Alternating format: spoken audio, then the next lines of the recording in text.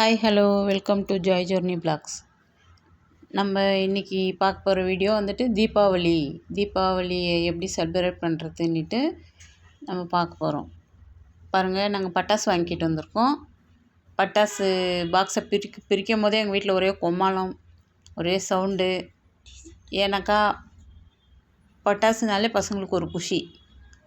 அப்பா காசை கறியாக்கிறதுல இதில் ஒரு சந்தோஷம். என்ன பட்டாசு இருக்குன்னுட்டு இப்போவே ஒரே பங்கு பிரிக்கிறாங்க. இது எனக்கு, அது உனக்கு அப்படின்ட்டு. இந்த பட்டாசெல்லாம் பார்க்கும்போது எங்கள் சின்ன வயசு தான் ஞாபகம் வருது. நாங்கள் சின்ன வயசில் பட்டாசு வாங்கிட்டு வந்து வச்சுட்டு, அப்போல்லாம் வந்துட்டு ஸ்டவ் இல்லை, அடுப்பில் தான் எங்கள் அம்மா சாப்பாடு செய்வாங்க. அடுப்பில் விறகு எரிஞ்சுன்னு இருந்துச்சு.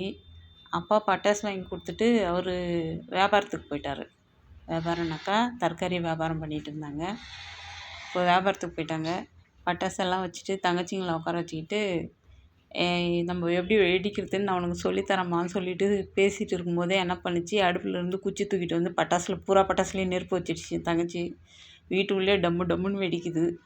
பட்டாசு பாக்ஸை பார்த்தாலே பசங்களுக்கு ஒரு சந்தோஷம்தான்.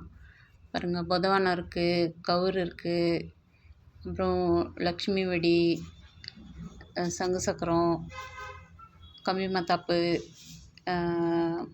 மிளகா சாரம், அது பாம்பு பட்டாசு, அப்புறம் வந்துட்டு இந்த ராக்கெட்டு, லக்ஷ்மி பட்டாசு, கிளிவெடி, டபுள் ஷாட்,